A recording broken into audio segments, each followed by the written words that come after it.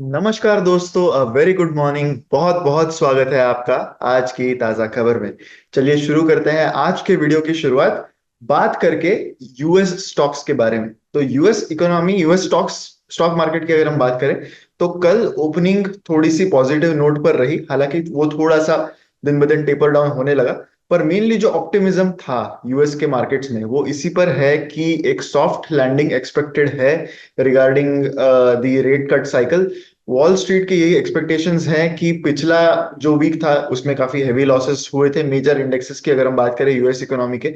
तो इन्वेस्टर्स काफी ऑप्टिमिस्टिक है कि आने वाले कुछ दिनों में जो डेटा आएगा, इन्फ्लेशन का डेटा भी एक्सपेक्टेड है, उसके बाद फेडरल रिजर्व ऐसे एक्शंस लेगा जो इक्विटी मार्केट्स के लिए अच्छे हो सकते हैं।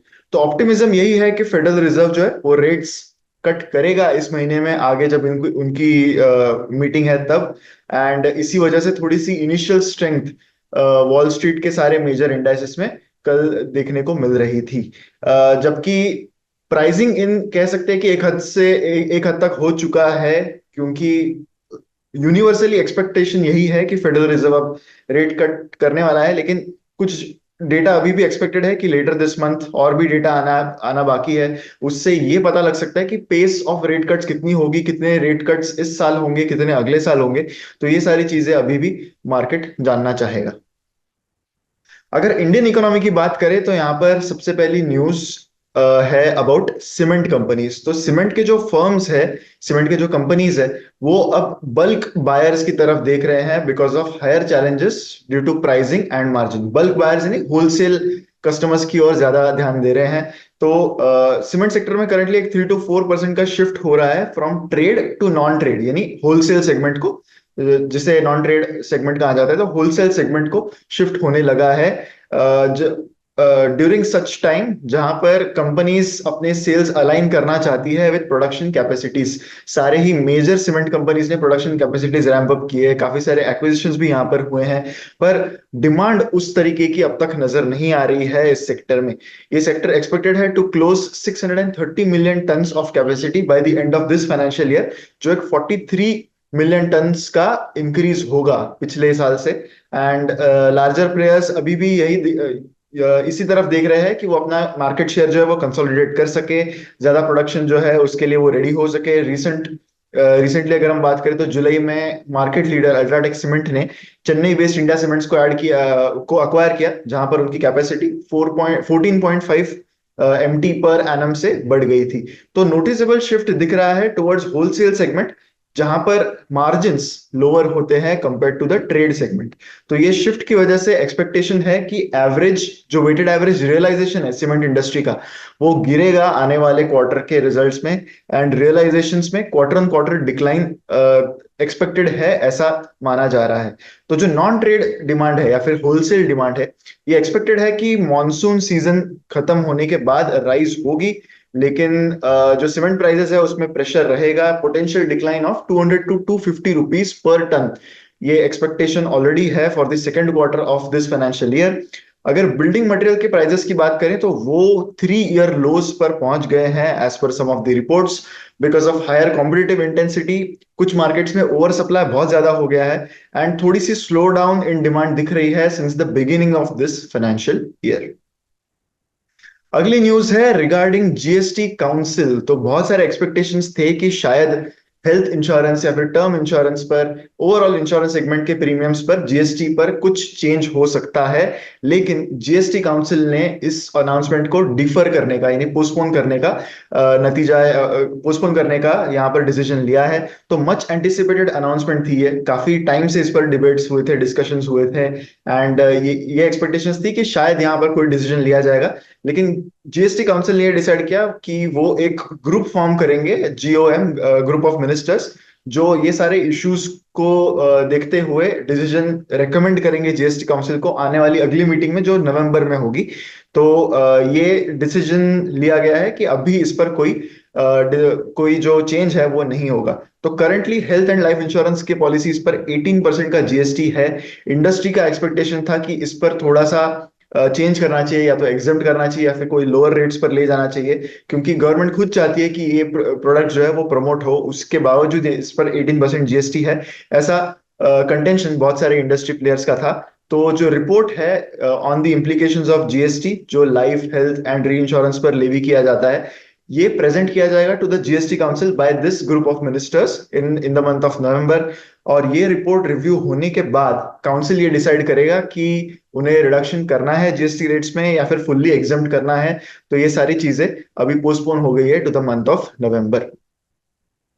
अगली न्यूज है about the Indian IT sector, जहां पर दो मेजर ब्रोकरेज हाउसेस, एक सीएलएसए एंड जेपी मॉर्गन ने अपने ओपिनियंस बताए हैं। सीएलएसए का ये कहना है कि valuation risk Indian IT companies में करंटली काफी ज्यादा है, जबकि जेपी मॉर्गन कह रहा है कि बीएफएसआई सेक्टर से आने वाला जो बिजनेस है आईटी कंपनीज को, वो काफी अच्छा ग्रो हो सकता है।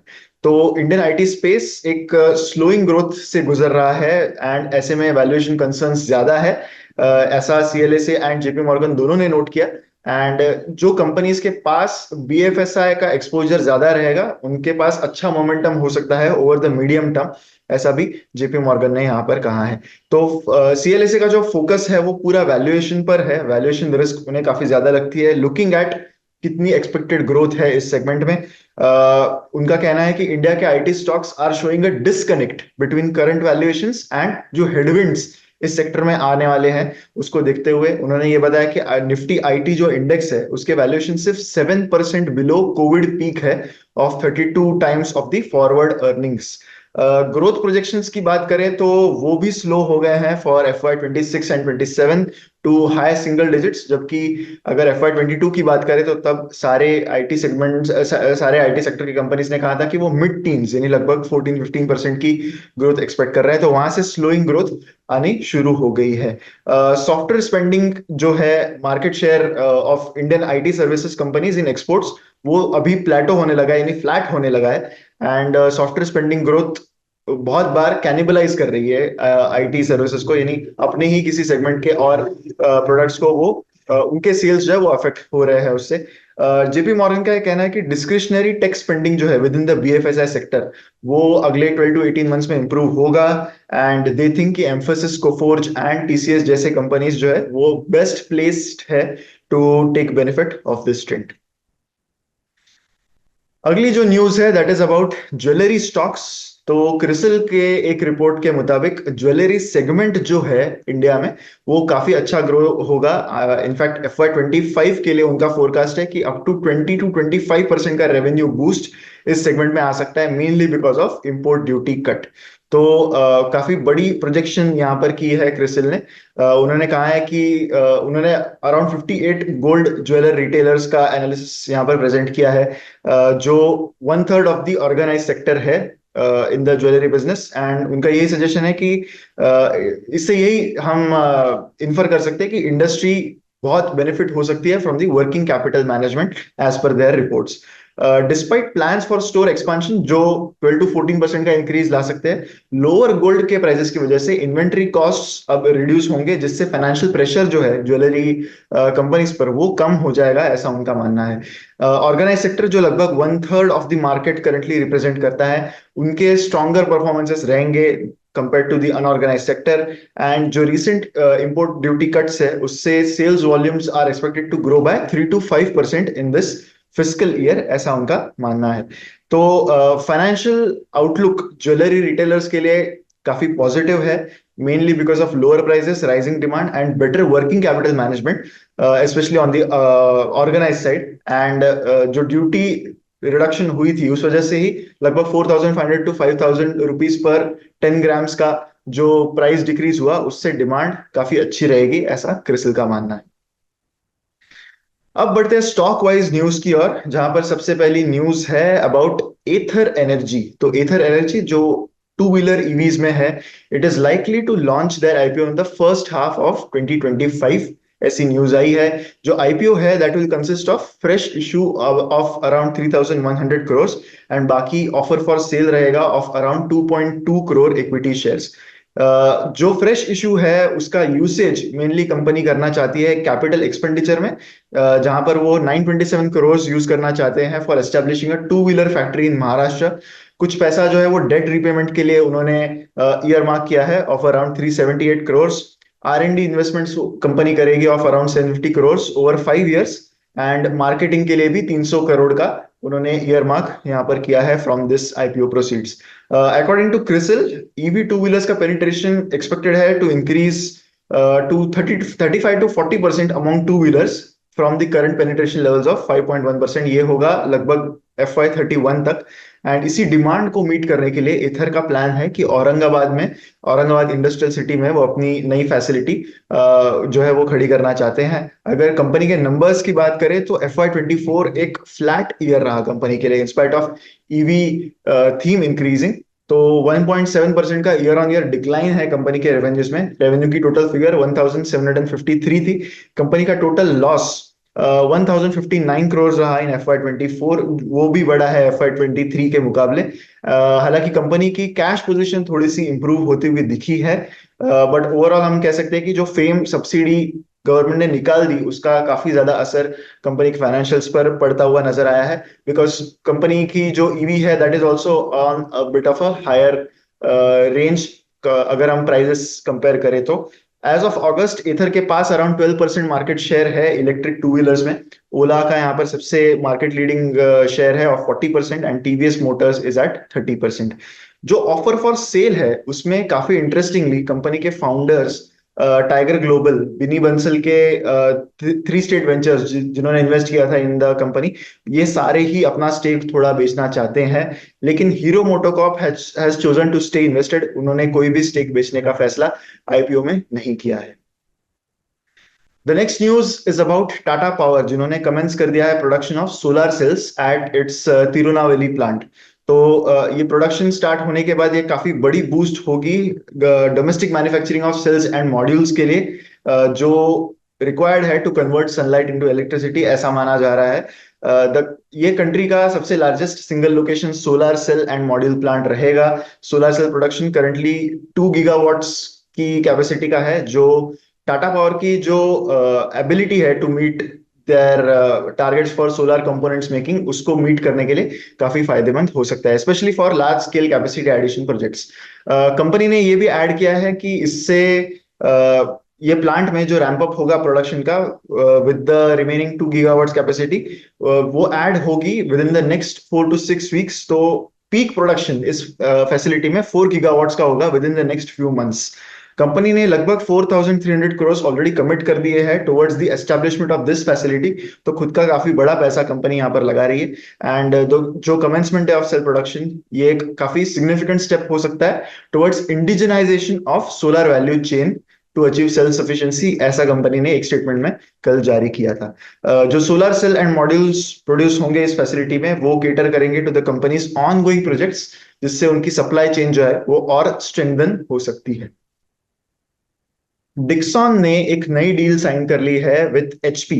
सो एचपी एक काफी बड़ा नाम है इन द इलेक्ट्रॉनिक सेगमेंट। तो they have signed a pact with Dixon subsidiary called Padget to make PCs under PLI 2.0 scheme. तो रिसेंटली ही डील हुई थी विद डिक्सॉन, जहां पर डिक्सॉन ने डील की थी to make Google's pixel smartphones in India. तो वो एक मेजर डील रही कंपनी के लिए। तो उसके बाद यहाँ पर एक और MOU साइन हुआ है with HP's India unit, and HP is set to sign the agreement with Paget Electronics, जिसमें HP के notebooks, desktops and all in one PCs जो है वो मैन्युफैक्चर होंगे अंडर द PLI 2.0 स्कीम। जो प्रोडक्शन है वो कंपनी के जो न्यू फैसिलिटी है पैजेट इलेक्ट्रॉनिक्स की, उसमें होगा, जो एस्टेब्लिश्ड है इन चेन्नई। तो इसी के साथ हमारी न्यूज आज के लिए खत्म होती है। अब बढ़ते हैं हमारे फाइनल सेक्शन पर, यानी बिलीव इट और नॉट सेक्शन पर। तो सितंबर ये मंथ मार्केट्स के लिए हमेशा बुरा क्यों होता है? I am talking specifically, more specifically about US markets, because जो नंबर्स आते हैं हमेशा, अगर हम एवरेज S&P 500 का मंथली रिटर्न भी देखें, जो मैं आपको अभी स्क्रीन पर डिस्प्ले करवा रहा हूँ, तो यू विल सी कि सितंबर मंथ एक बहुत बड़ा एनोमली है। सितंबर मंथ में जितना अंडर परफॉर्मेंस होता है, उसके आसपास भी किसी और मंथ के परफॉर्मेंसेस देखे नहीं गए हैं। On an average more than 1% का डिक्लाइन S&P 500 में हर साल सितंबर के मंथ में आता ही है। हालांकि बाकी ग्लोबल इंडाइसेस भी इस मंथ में गिरते हैं, ऐसा एक स्टेटमेंट है। अल्दो मेरे पास इंडियन मार्केट्स रिलेटेड डेटा नहीं है टू सब्सटैंशिएट दिस, बट अगर हम देखें कि इवन US मार्केट्स के केस में ऐसा क्यों होता है, इसके पीछे के रीजंस क्या हो सकते हैं। सितंबर S&P 500 सितंबर के मंथ में अगर हम लास्ट कुछ साल भी देखें तो 2023 में इट वाज डाउन बाय 5%, 22 में इट वाज डाउन बाय 9%, 21 में इट वाज डाउन बाय 5%, 2020 में भी इट वाज डाउन बाय 4%। तो हर साल सितंबर के मंथ में डेफिनेटली एक डिक्लाइन देखा गया है कुछ सालों से अगर हम देखें तो। और इट इज जनरली बिलीव्ड, इसके पीछे बहुत सारे रीजंस के बारे में हमेशा क्यूरियोसिटी रही है, क्योंकि किसी एक पर्टिकुलर मंथ में ऐसी कोई चीज होना, it's a bit weird, it's bit interesting, और थोड़ी सी क्यूरियोसिटी भी इससे बढ़ती है इन्वेस्टर्स की कि क्यों ऐसा होता है। तो जनरल एक बिलीफ है कि इन्वेस्टर्स जो है वो अपने समर वैकेशन से रिटर्न होते हैं in respect of the US climate in the month of September, जिससे वो गेन्स लॉक करने के लिए रेडी होते हैं या फिर टैक्स लॉसेस बुक करने के लिए रेडी होते हैं by the end of the year. एक बिलीफ ये भी है कि इन्वेस्टर्स स्टॉक्स लिक्विडेट करते हैं to offset the schooling cost for their children. एक और थियरी तो ये सजेस्ट करती है कि सितंबर इफेक्ट होगा, इसके एंटिसिपेशन में सेलिंग जो है वो स्टार्ट हो जाती है एंड सेंटीमेंट जो है वो नेगेटिव हो जाती है। अल्दो कोई भी इनमें से कोई भी थियरी जो है वो इतनी सेटिस्फैक्टरी नहीं लगती हमें, बट फॉर सम रीजन हर साल सितंबर में एक ऐसा ट्रेंड देखा गया है। अल्दो एक और चीज यहाँ पर ये है कि ऑन एन एवरेज सितंबर मंथ में जो डिक्लाइन देखा गया है in the last almost 100 years, तो 55% चांसेस होते हैं of decline, which is quite close to 50% chance जो जनरली हम कंसिडर करते हैं कि ऊपर या फिर नीचे जाएगा मार्केट्स। तो क्लियरली 45% टाइम्स मार्केट बढ़ता है in the month of September, even the US markets. But अगर एवरेज रिटर्न -1 से भी ज्यादा, -1 से भी कम है, तो इट मीन्स कि जब मार्केट गिरता है सितंबर में तो बहुत ज्यादा गिरता है। यही देखा गया है, that's what the data is saying. But then again इसमें कोई सेटिस्फैक्टरी रीजन हमें अब तक पता नहीं चला है, but for some reason the September effect always plays out in the US markets. इसी के साथ हमारा आज का ये वीडियो भी यहीं पर समाप्त होता है। अगर वीडियो आपको अच्छा लगा है तो लाइक जरूर कीजिएगा एंड शेयर करिए विथ मैक्सिमम पीपल। चैनल को सब्सक्राइब करना मत भूलिए। मिलेंगे हम अगले वीडियो में। Thank you so much.